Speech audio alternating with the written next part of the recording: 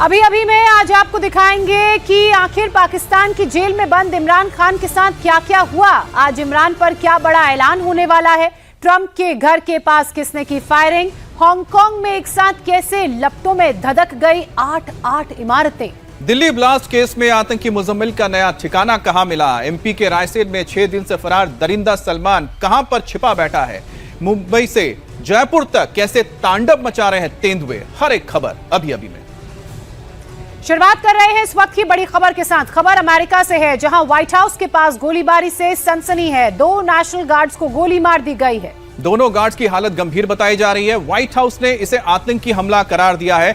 America में कल Thanksgiving day है और उससे पहले राजधानी नेशनल गार्ड के तैनाती की गई है और इसी दौरान हमलावर ने 2 जवानों को बहुत ही क्लोज रेंज से निशाना बनाया। तो ये तस्वीर आप देख सकते हैं, जहां पर गोली मारने के बाद जो हमलावर था उसको ओवरपावर किया गया, यानी कि उसको काबू में करने के लिए नेशनल गार्ड के जो दूसरे जवान थे उन्होंने तुरंत कार्रवाई करते हुए उसे अपनी गिरफ्त में ले लिया। आपको यहां पर जो काले ड्रेस में नजर आ रहे हैं वो वॉशिंगटन की पुलिस है और जो दूसरे आपको कैमोफ्लेज में नजर आ रहे हैं वो नेशनल गार्ड के जवान हैं, जिन्होंने उस हमलावर को रहमानुल्लाह को पकड़ के रखा हुआ है। बताया जा रहा है कि वो अफगानिस्तान का नागरिक है और 2021 में उसे अमेरिका आने के लिए इजाजत मिली थी, उसके बाद यहां रह रहा था। और ये घटना जिस वक्त हुई आप देख रहे हैं कि आसपास आपको नेशनल गार्ड नजर आ रहे हैं, पुलिस भी मौजूद है। उसके बावजूद इसने हमला करने की हिमाकत दिखाई और हमला किया।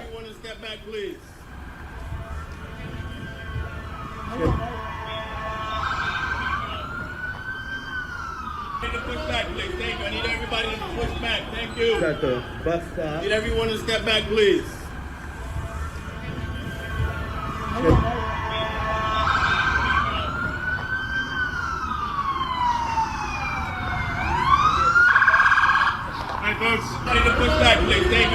वॉशिंगटन डीसी की ये तस्वीरें देख रहे हैं, ये वही इलाका है जो व्हाइट हाउस के बेहद करीब है। व्हाइट हाउस के बाहर ये फायरिंग की गई और इन तस्वीरों को देखकर आपको समझ आ रहा होगा कि ये वो इलाका है जहां पर कई सारे कॉर्पोरेट ऑफिसेज हैं, सरकारी दफ्तर हैं, व्हाइट हाउस है और यहाँ पर ठीक ठाक भीड़ भाड़ रहती है। और आपको इन तस्वीरों को देखकर समझ आ रहा होगा कि अब उस पूरे एरिया को कॉर्डन ऑफ कर दिया गया है पीली उस रिबन के जरिए जहां पर फायरिंग हुई थी। अब इन 3 तस्वीरों में देखिए, पहली तस्वीर में वॉशिंगटन पुलिस के जो अधिकारी हैं वो लोगों को पीछे जाने के लिए कह रहे हैं क्योंकि उस पूरी जगह को कॉर्डन ऑफ किया जा रहा है जहां पर अफगानिस्तान के इस व्यक्ति ने 2 नेशनल सिक्योरिटी गार्ड्स को हमला कर अपना निशाना बनाया।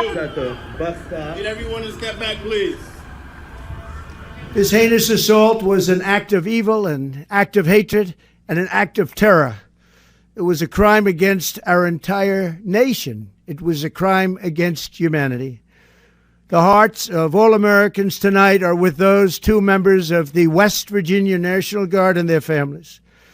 The love of our entire country is pouring out for them, and we are lifting them up in our prayers. As President of the United States, I am determined to ensure that the animal who perpetrated this atrocity pays the steepest possible price. I can report tonight that based on the best available information, the Department of Homeland Security is confident that the suspect in custody is a foreigner who entered our country from Afghanistan. तो यहाँ पर आप Donald Trump को सुन रहे थे, जिन्होंने कहा था कि दोनों ही जो जवान है वेस्ट वर्जीनिया से है, उनकी जल्द स्वस्थ होने की कामना करते हैं। और साथ ही उन्होंने ये जो रहमानुल्लाह को आप देख रहे हैं अफगानी नागरिक बताया जा रहा है, इसे जानवर करार दिया है और कहा कि इसको कड़ी सजा मिलेगी। और जैसे कि लगातार डोनाल्ड ट्रंप कह रहे हैं कि जो इस तरह से बाहरी लोग आए हैं अमेरिका में, जो देश के लिए खतरा है, उन्हें बाहर किया जाएगा। लेकिन उससे पहले एक बार फिर से यह तस्वीर देखिए किस तरह से हमला हुआ है। महज 2 ब्लॉक दूरी पर यह घटना हुई है व्हाइट हाउस से, जहां पर नेशनल गार्ड तैनात थे, पुलिस भी मौजूद थी क्योंकि थैंक्सगिविंग डे का मौका है। और कुछ दिन से हम देख रहे हैं कि लगातार अमेरिका के अहम शहरों में नेशनल गार्ड्स को तैनात किया डोनाल्ड ट्रंप ने और उनके ऊपर हमला होता है, वो भी एक पिस्टल के साथ, छोटा वेपन इस्तेमाल किया गया था। हमें ध्यान देने वाली बात यह है कि इस हमले को डोनाल्ड ट्रंप की तरफ से आतंकी हमला करार दिया गया है। ये फायरिंग मेट्रो स्टेशन के बेहद नजदीक हुई।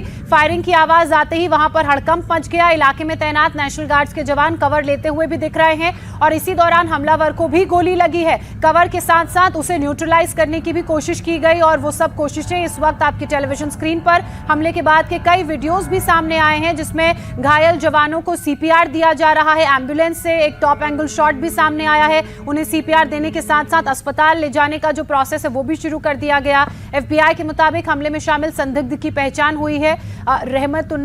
रहमानुल्लाह लाकनवाल इसका नाम बताया जा रहा है, जो 2021 अगस्त महीने में अफगानिस्तान से अमेरिका आया था और 2024 में शरणार्थी के दर्जे के लिए उसने अप्लाई किया था। उसे पूरा इसी साल मंजूरी मिली थी, लेकिन अब माना जा रहा है कि इसके बाद अमेरिका की प्रशासन की ओर से नए बदलाव किए जाएंगे। और जिस तरह के संकेत आए हैं राष्ट्रपति डोनाल्ड ट्रंप और उनके तमाम सहयोगियों की ओर से, यह माना जा रहा है कि अफगानिस्तान से जिन लोगों ने अप्लाई कर रखा है यहां पर मंजूरी के लिए, रहने के लिए, परमानेंट रेसिडेंसी के लिए, उनको हो सकता है डिले किया जाए और या हो सकता है कि उनको नामंजूर कर दिया जाए। बहरहाल यह तस्वीर बहुत अहम है क्योंकि अमेरिका की राजधानी वॉशिंगटन डीसी है, जिसे सबसे सुरक्षित माना जाता है। नेशनल गार्ड तैनात किए गए हैं, जो उनकी वहां की पैरामिलिट्री फोर्स आप कह सकते हैं, जिसका इस्तेमाल किया जाता है। और उन्हीं के ऊपर एक अफगान नागरिक ने हथियार से हमला कर दिया, सरेआम हमला कर दिया। ये कई सवाल भी खड़े करता है अमेरिकी सुरक्षा के ऊपर।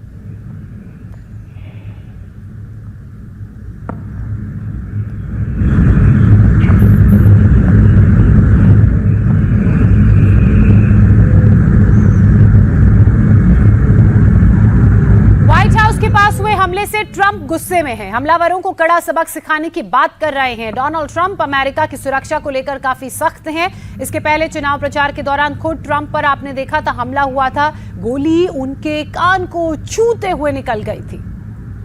और अब व्हाइट हाउस के पास ये हमला हुआ है। दोनों ही चीजें बहुत अहम है। ये बताता है कि इस वक्त अमेरिका के ऊपर किस तरह से सुरक्षा को लेकर सवालिया निशान लग गया है। राष्ट्रपति ट्रंप इस वक्त जिनको आप देख रहे हैं, वो जिस दौरान चुनाव प्रचार कर रहे थे वो किस तरह से हमले का शिकार हुए थे। एक गोली छूते हुए उनको गई थी, बाल बाल जान बची थी। दूसरी तरफ देखिए, जब वो राष्ट्रपति हैं और लगातार इस बात को कह रहे हैं कि अमेरिका के अंदर जो बाहरी लोग आए हैं उनके लिए सबसे बड़ा खतरा है, और इसी को लेकर उन्होंने डिपोर्टेशन की कार्रवाई शुरू की है। और इस बार जो हमला हुआ है वॉशिंगटन डीसी में, इसको लेकर डोनाल्ड ट्रंप ने एक बार फिर से संदेश दिया है और जो बाइडेन को भी उन्होंने जिम्मेदार ठहराया है कि इस तरह के लोगों को एंट्री दी थी। ये दो तस्वीरें आपके सामने। पहली तस्वीर उस हमले की जो अफगानिस्तान के नागरिक ने नेशनल सिक्योरिटी गार्ड्स पर किया था। ये दूसरी तस्वीर आप जुलाई की देख रहे हैं। 14 जुलाई 2024 चुनावों के लिए जब प्रचार करने के लिए डोनाल्ड ट्रंप पहुंचे थे, एक रैली को संबोधित कर रहे थे। चारों तरफ आपको लोग, उनके समर्थक नजर आ रहे होंगे। इस भरी रैली में, इस ओपन रैली में उनके ऊपर फायरिंग की गई और वो गोली जो दागी गई वो उनके कान को छूते हुए निकली। और उसके बाद भी तमाम सवाल खड़े हुए, क्यों इस तरह के हमले हो रहे हैं। एक ऐसा राष्ट्र जो सबसे ताकतवर है, जो सबसे डेमोक्रेटिक माना जाता है, जो सबसे विकासशील देश है, उस पर इस तरह के हमले होंगे तो वो सवाल खड़े करता है। सवाल आज की इस घटना पर भी, वॉशिंगटन डीसी एक ऐसा इलाका, एक ऐसी जगह जहां पर पुलिस की तैनाती रहती है, सुरक्षा के लिहाज से जो घेरा है वो कड़ा रहता है, वहां हमला होना।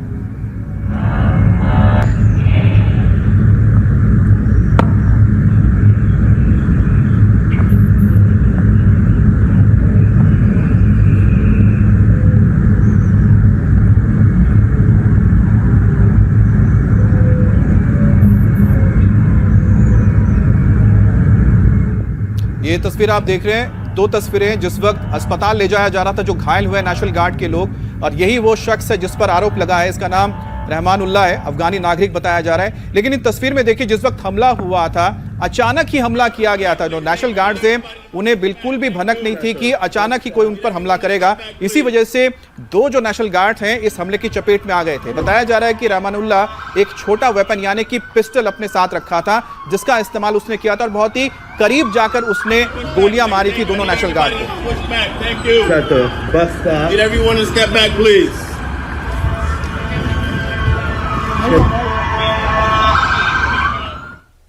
और अब खबर बात करेंगे हम हांगकांग की, जहां पर भीषण अग्निकांड से कोहराम मच गया है। एक रिहायशी कॉम्प्लेक्स की 8 हाई-राइज इमारतें धू-धू कर जलने लगी और 35 मंजिला ये इमारतें एक साथ जब जलने लगी तो पूरे शहर में दहशत फैल गई। ये तस्वीरें आपके सामने हैं। इस अग्निकांड में 300 लोग झुलसे हैं, 44 लोगों की मौत की खबर है। किस तरह से यहाँ पर इमारतों में आग लगी है जांच का विषय है, लेकिन आग का इतना तेजी से फैलना, उसका कारण ये बताया जा रहा है कि कुछ कंस्ट्रक्शन का काम इमारतों में चल रहा था। लकड़ी और बैम्बू के मचान ऊपर तक बनाए गए थे और जब इसमें आग लगी तो उन लकड़ी और बैम्बू के मचान में भी आग लगी और इसके कारण आग ऊपर की तरफ फैली, जिससे 8 इमारतें चपेट में आ गई। लगभग 2000 लोग इन अलग अलग इमारतों में रहते थे। रेजिडेंशियल कॉम्प्लेक्सेस थे जहां आग ने इतना भयानक रूप अख्तियार किया कि 8 घंटे से ज्यादा का वक्त लग गया इस आग को काबू करने के लिए। अग्निकांड के लेवल की बात की जाए तो कैटेगरी 5 में इसे रखा गया है, जो हांगकांग में आग की सबसे गंभीर श्रेणी है। पूरा इलाका देखिए किस तरह से आग से जल उठा। चारों तरफ अगर कुछ नजर आ रहा था तो वो आग की ऊंची ऊंची लपटें, धुएं का काला गहरा गुबार और ऊंचाई तक ये आग ऊपर चली गई। इन 6 तस्वीरों के जरिए समझिए कि किस तरह से हांगकांग में आग का तांडव देखने को मिला। एक बिल्डिंग में आग लगी, इतनी तेजी से फैली कि वो आसपास की क्लोज प्रॉक्सिमिटी की अन्य 8 बिल्डिंगों में तक फैल गई। 35 मंजिला ये इमारत थी और आग सीधे ऊपर की तरफ गई और ऊपर जो बिल्डिंग्स थी उन्हें अपनी चपेट में लिया। इन बिल्डिंग्स में 2000 अपार्टमेंट्स थे। सोचिए कितने ज्यादा लोग इन बिल्डिंग्स में रहते होंगे। अब ये तस्वीरें आपके सामने हैं, पूरी की पूरी बिल्डिंग जलकर खाक हो गई है। लकड़ी का क्योंकि मचान यहाँ पर बनाया गया था, कुछ कंस्ट्रक्शन का काम चल रहा था, मरम्मत का काम चल रहा था और उसी की वजह से आग तेजी से ऊपर की तरफ फैली और आग ने लगभग 44 लोगों की जिंदगी को लील लिया। 300 से ज्यादा लोग घायल बताए जा रहे हैं और यही कारण है कि रेस्क्यू में भी जो फायर फाइटिंग टीम है उन्हें मुश्किलों का सामना करना पड़ा। अब आग बुझाने के लिए 200 से ज्यादा गाड़ियां मौके पर पहुंची, 100 से ज्यादा एम्बुलेंस भेजने पड़े क्योंकि लोगों की तादाद बहुत ज्यादा थी। राष्ट्रपति शी जिनपिंग ने भी इस घटना पर दुख जताया है और परिवारों को मदद देने के लिए कहा है। लेकिन एक बार फिर से तस्वीर को देखिए और समझिए कि आखिरकार आग लगने की वजह क्या रही। अब देखिए जो कॉम्प्लेक्स आप देख रहे हैं, यहाँ पर 8 इमारतें थी और 8 इमारतों को यहाँ पर रेनोवेट किया जा रहा था, इसीलिए बाहर की तरफ से बांस की बल्लियां लगाई गई थी और साथ ही इसमें हरे रंग का कपड़ा रखा गया था ताकि कोई भी कंस्ट्रक्शन मटेरियल बाहर ना जाए, जो प्लास्टिक का बना होता है, ज्वलनशील है। और जैसे ही एक में आग लगी, धीरे धीरे इस आग ने तेजी से फैलना शुरू कर दिया बांस की वजह से और साथ ही जो आप हरे रंग का ये कपड़ा देख रहे हैं जिसकी वजह से, और एक के बाद एक इमारत इसकी चपेट में आती गई। तो एक तरह से आप समझ सकते हैं कि पूरा चक्रव्यूह बन गया था। इस आग का चक्रव्यूह था जिसमें ये 8 अपार्टमेंट फंस गए, 2000 इसमें जो अपार्टमेंट्स थे उसमें मौजूद लोग इसमें फंस गए, 8 बिल्डिंगें फंस गई और यही वजह है कि कैजुअलिटी बहुत ज्यादा हो सकती है। अंदर जाने के लिए लोगों को रास्ता तक नहीं मिल रहा था फायर फाइटर्स को, क्योंकि यहां पर कंस्ट्रक्शन का काम चल रहा था। इस वजह से भी बताया जा रहा है कि कई लोग लापता हैं, उनके बारे में कोई जानकारी नहीं है। और आग जब तेजी से फैली तो अपार्टमेंट्स के अंदर भी चली गई। अब अंदर तक जाने के लिए रास्ता नहीं था। ये पुरानी इमारतें हैं, ये बहुत ज्यादा नई इमारतें नहीं है, तो इसीलिए यहाँ पर फायर फाइटिंग के जो बेहतर और मॉडर्न इक्विपमेंट्स होते हैं वो भी लगे हुए नहीं है। अमित देखिए, इन तस्वीरों को देखकर एक और चीज समझ में आती है कि सभी इमारतें जो हैं ये बहुत क्लोज प्रॉक्सिमिटी में हैं, इसलिए जब एक बिल्डिंग में आग फैली तो उसने दूसरे को भी अपने साथ ले लिया और ऐसे करके 8 बिल्डिंगें इस आग की चपेट में आ गई। हांगकांग के ताई पो इलाके में एक रिहायशी कॉम्प्लेक्स भीषण आग की वजह से इस तरह से दहल गया। 8 इमारतें कैंपस में बनाई गई थी, हर इमारत 35 मंजिला थी। करीब 2000 अपार्टमेंट्स इन टोटल इमारतों में थे और इमारत की मेंटेनेंस का काम चल रहा था, इसलिए बांस की मचान बनाई गई थी और उसे हरे रंग के कपड़े से कवर किया गया था। आग की शुरुआत इमारतों के बाहर से हुई और उसी के बाद आग ने विकराल रूप अख्तियार किया और पूरी मचान के साथ इमारत को आग ने जला दिया। तेज हवा और जलते हुए मलबे की वजह से लपटें और तेजी से फैली, ऊपर तक गई, दूसरी इमारत तक चली गई और ये आग के बाद इस तरह का तांडव देखने को मिला। और पिछले कई दशकों से हांगकांग की ये सबसे भीषण अग्निकांड में से एक घटना मानी जा रही है। आपने रात की तस्वीर देखी थी जब आपको लपटें काफी दूर से नजर आ रही थी उठते हुए, और अब देखिए दिन की तस्वीर है। इस वक्त भी कूलिंग का काम चल रहा है। कुछ जगहों पे अभी भी आपको निशानियां नजर आ रही होंगी जहां आग जलते हुए है, यानी कि पूरी तरह से आग नहीं बुझ पाई है, क्योंकि आप सोचिए 8 इमारतें हैं और इसमें 2000 अपार्टमेंट्स है, तो कई इमारतों के अंदर मौजूद अपार्टमेंट्स में अभी भी आग लगी हुई है, उसे बुझाया नहीं जा सका है क्योंकि खतरा ज्यादा है, अंदर फायर फाइटर जा नहीं पा रहे हैं। और ये देखिए किस तरह की इमारतें, बहुत छोटे छोटे अपार्टमेंट्स हैं और वहाँ पर आप देख पा रहे हैं कि किस तरह से एसीज भी लगे हुए हैं और साथ ही साथ जो खिड़कियाँ हैं उसके अंदर से आग को आप देख पा रहे होंगे। तो कोशिश ये की जा रही है कि किस तरह से आग को बुझाया जा सके। और इमारतें बहुत पुरानी हैं, यानी कि 80 के दशक से पहले की बनी हुई इमारतें बताई जा रही हैं, जिस वजह से अंदर फायर फाइटिंग इक्विपमेंट जो होनी चाहिए वो नहीं है, इसलिए बाहर से ज़्यादा कूलिंग का काम चल रहा है और बाहर से आग बुझाने की कोशिश हो रही है। 2 तस्वीरों में आप साफ समझ सकते हैं कितना भीषण अग्निकांड था, जो बताया जा रहा है कि कई सालों में हांगकांग के अंदर इस तरह के अग्निकांड को किसी ने नहीं देखा था, जो कल रात को देखने को मिला। और कई किलोमीटर दूर से इस आग की लपटें को आप देख पा सकते हैं। आप देखिए कितनी ऊंची ये आग की लपटें हैं और हो सकता है कि करीब अगर हाइट को आप देख पा रहे होंगे तो ये 100-200 फीट तक गई होंगी, 100-200 फीट से ज़्यादा ये आग की लपटें ऊपर गई हैं। और आग बुझाने में कितनी दिक्कत हो रही है ये दूसरी तस्वीर आप देखिए। नीचे से अभी तक लगातार पानी की बौछार की जा रही है और बड़े बड़े क्रेन्स लगाए गए हैं जिसके जरिए, और अपार्टमेंट्स के अंदर अभी भी सुबह के वक्त आग धधक रही है। इस भीषण अग्निकांड में अब तक 44 लोगों की मौत हो चुकी है, 300 लोग झुलसे हैं, अभी भी सैकड़ों लोग लापता हैं। और यही कारण है कि लगातार कूलिंग के काम को अंजाम दिया जा रहा है। जब पूरी तरह से कूलिंग का काम खत्म हो जाएगा उसके बाद संभवतः फायर फाइटिंग टीम के लिए अंदर जाना संभव हो पाएगा। लेकिन ये जो तस्वीर है इसको देखकर अंदाजा लगाइए कि 35 मंजिला ये इमारत और 8 बिल्डिंगों में आग लग गई है, तो जाहिर सी बात है चुनौती तो होगी फायर फाइटिंग टीम के लिए इस आग को बुझाना। रात की तस्वीरें आपने देखी किस तरह से आग की ज्वाला धधक रही थी। अब ये सुबह की तस्वीर जब कूलिंग का काम चल रहा है, लेकिन फ्लैट्स के अंदर बहुत सारी जगह आग लगी हुई है। अभी की एक बड़ी खबर आपको बता दें, इमरान खान पर बढ़ते सस्पेंस को लेकर पाकिस्तान के पूर्व पीएम इमरान खान जिंदा हैं या जेल में हैं, उनकी हत्या तो नहीं की जा चुकी है। सवाल लगातार खड़े हो रहे हैं, अब और गहराते जा रहे हैं। शहबाज सरकार की चुप्पी से इस मामले की मिस्ट्री अब और बढ़ गई है। शहबाज शरीफ और जनरल मुनीर क्योंकि इस मामले पर चुप हैं, जबकि इमरान खान की पार्टी के हजारों समर्थक कार्यकर्ता अडियाला जेल के बाहर प्रदर्शन कर रहे हैं। और इस धरने में इमरान की बहनें भी शामिल हुई हैं, जिन्हें कुछ दिन पहले ही रावलपिंडी पुलिस ने गिरफ्तार किया था। अब वो पीटीआई के समर्थकों के साथ अडियाला जेल के बाहर डटी हुई हैं। आज इमरान खान के समर्थक पेशावर में एक बड़ी रैली को करने जा रहे हैं। इमरान को उनकी बहनों से पिछले 3 हफ्ते से मिलने नहीं दिया गया है, ना ही इमरान के वकील और डॉक्टर उनसे मिल पा रहे हैं। इसी के बाद अफगानी मीडिया ने दावा किया है कि जेल में इमरान खान की हत्या कर दी गई है और इसके बाद से ही पूरे पाकिस्तान में एक सियासी उबाल देखने को मिला है। इमरान के समर्थक शहबाज शरीफ और मुनीर से अब जवाब मांग रहे हैं। कहां है इमरान खान? आज होगा क्या बड़ा ऐलान?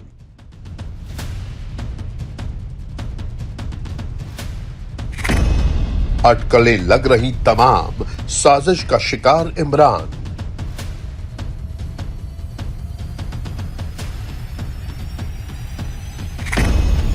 पाकिस्तान में एक ही चर्चा, खान के साथ क्या हुआ? बूढ़ी बहनों की पिटाई, जेल में कत्ल की क्या सच्चाई?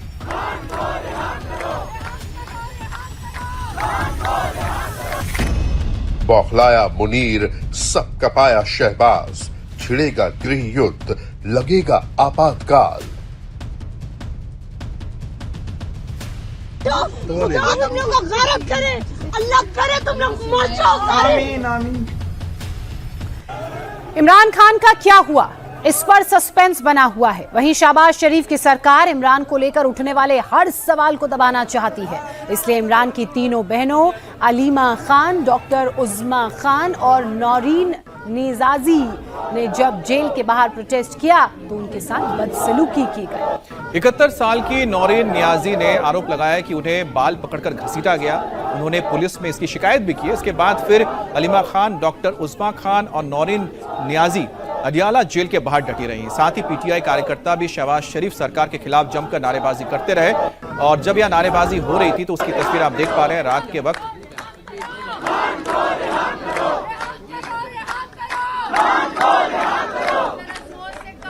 इमरान खान की पार्टी के कार्यकर्ता, इमरान खान के समर्थक, इमरान खान की तीनों बहनें उस जेल के बाहर रात भर बैठे रहे जिस जेल के अंदर इमरान खान को रखने की बात कही गई है। अब सोचिए 2022 से इमरान खान जेल में मौजूद हैं और लगातार उनके जो वकील है कोशिश कर रहे हैं कि इमरान खान को किसी तरह से बेल मिले, लेकिन उनके ऊपर जो केसेस लगे, एक के बाद एक केसेस जो लगे हैं, जिसके तहत उन्हें अभी तक जेल से रिहाई नहीं मिल पा रही है। और फिलहाल जो उनके पार्टी के कार्यकर्ता हैं वो ये मांग कर रहे हैं कि कम से कम परिवार से तो मिलने दिया जाए, वकील से तो मिलने दिया जाए।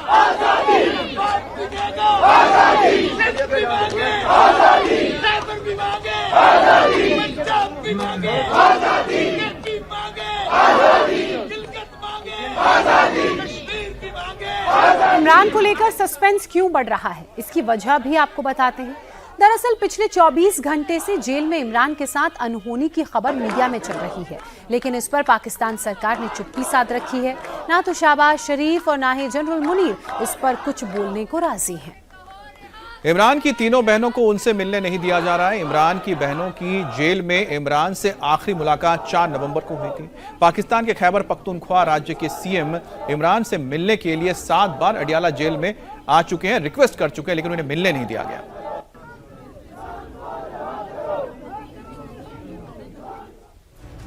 और अभी मैं आपको बड़ी खबर बता दें, प्रधानमंत्री मोदी वीडियो कॉन्फ्रेंसिंग के जरिए भारतीय अंतरिक्ष स्टार्टअप स्काई रूट के इन्फिनिटी कैंपस का उद्घाटन कर रहे हैं। और प्रधानमंत्री मोदी इस वक्त कार्यक्रम को संबोधित कर रहे हैं, आपको सीधे ले चलते हैं। फिनटेक हो, एग्रीटेक हो, हेल्थ टेक हो, क्लाइमेट टेक हो, एजुटेक हो, डिफेंस टेक हो, हर क्षेत्र में भारत के युवा, हमारे जैन जी नए समाधान दे रहे हैं। और आज मैं दुनिया के जैन जी को भी बड़े आत्मविश्वास से कह सकता हूं कि अगर जैन जी के लिए सच्चे अर्थ में कहीं से प्रेरणा मिल सकती है तो भारत के जैन जी से मिल सकती है। भारत के जैन जी की जो क्रिएटिविटी है, भारत के जैन जी की जो पॉजिटिव माइंडसेट है, भारत के जैन जी की जो कैपेसिटी बिल्डिंग है, ये अपने आप में पूरी दुनिया की जैन जी के लिए आदर्श बन सकती है। आज भारत दुनिया का तीसरा सबसे बड़ा स्टार्टअप इकोसिस्टम बन चुका है। एक समय था जब स्टार्टअप का मतलब केवल कुछ बड़े शहरों तक सीमित था, लेकिन आज भारत के छोटे छोटे शहरों और गांवों से भी स्टार्टअप निकल रहे हैं। आज देश में 1.5 लाख से अधिक रजिस्टर्ड स्टार्टअप्स है। अनेकों स्टार्टअप्स यूनिकॉर्न बन चुके हैं। साथियों, आज भारत केवल एप्स और सर्विसेज तक सीमित नहीं है। हम अब डीप टेक, मैन्युफैक्चरिंग और हार्डवेयर इनोवेशन की ओर तेजी से आगे बढ़ रहे हैं। Thanks to Jain ji. आप सेमीकंडक्टर सेक्टर का ही उदाहरण लीजिए। सरकार ने जो ऐतिहासिक कदम उठाए हैं वो भारत के टेक फ्यूचर की नींव को मजबूती दे रहे हैं। आज देश में semiconductor fabrication units, chip manufacturing और डिजाइन हब्स बहुत तेजी से विकसित हो रहे हैं। चिप से लेकर सिस्टम तक भारत अब एक मजबूत इलेक्ट्रॉनिक वैल्यू चेन तैयार कर रहा है। ये आत्मनिर्भरता के संकल्प का हिस्सा तो है ही, इससे भारत ग्लोबल सप्लाई चेन का एक मजबूत और भरोसेमंद पिलर भी बनेगा। साथियों, रिफॉर्म्स का हमारा दायरा भी लगातार बढ़ रहा है। जैसे हमने स्पेस इनोवेशन को प्राइवेट सेक्टर के लिए ओपन किया, वैसे ही हम एक बहुत महत्वपूर्ण सेक्टर में भी कदम उठाने जा रहे हैं। हम न्यूक्लियर सेक्टर को भी ओपन करने की तरफ आगे बढ़ रहे हैं। इस सेक्टर में भी हम प्राइवेट सेक्टर की सशक्त भूमिका की नींव रखने जा रहे हैं।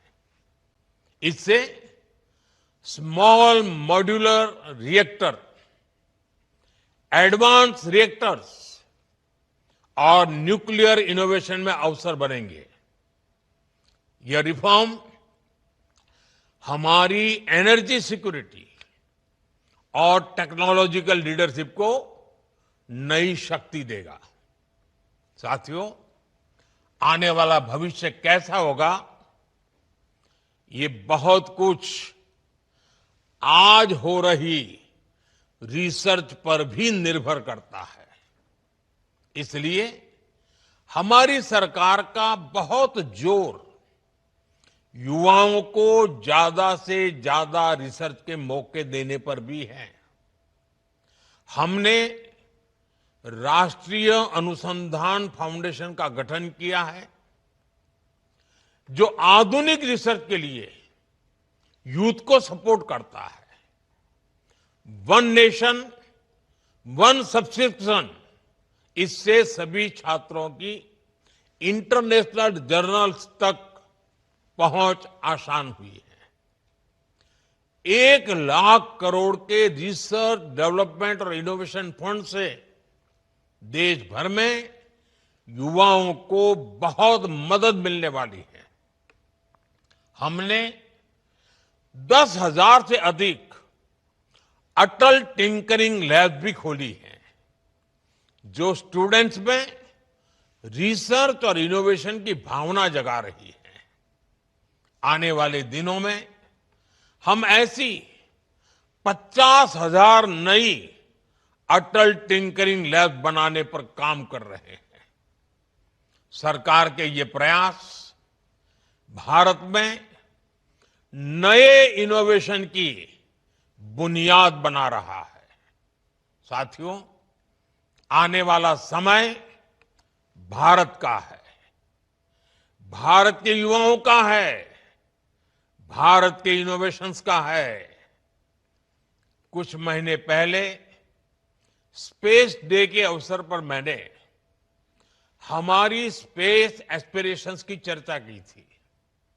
हमने तय किया था कि आने वाले 5 वर्षों में भारत अपनी लॉन्च क्षमता को नई ऊंचाइयों तक ले जाएगा। हमने ये भी निश्चय किया था कि भारत के स्पेस सेक्टर में 5 नए यूनिकॉर्न तैयार होंगे। स्काई रूट की टीम जिस प्रकार आगे बढ़ रही है, उससे ये तय है कि भारत अपने हर लक्ष्य हासिल करके रहेगा। साथियों, मैं भारत के हर नौजवान को, हर स्टार्टअप, साइंटिस्ट, इंजीनियर, एंटरप्रेन्योर को भरोसा देता हूं।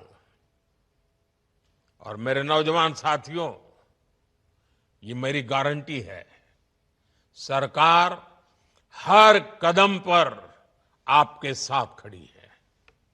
मैं एक बार फिर स्काई रूट की पूरी टीम को बहुत बहुत बधाई देता हूं और उन सभी लोगों को शुभकामनाएं देता हूं जो भारत की स्पेस जर्नी को नई गति दे रही है। आइए, धरती हो या फिर अंतरिक्ष, 21वीं सदी को भारत की सदी बनाए। आप सबका बहुत बहुत धन्यवाद, बहुत बहुत शुभकामनाएं। प्रधानमंत्री नरेंद्र मोदी को आप सुन रहे थे। प्रधानमंत्री नरेंद्र मोदी ने जिक्र किया कि कैसे अंतरिक्ष के क्षेत्र में भारत बेहतर कदम उठा रहा है और भारत अपना हर लक्ष्य हासिल कर रहेगा।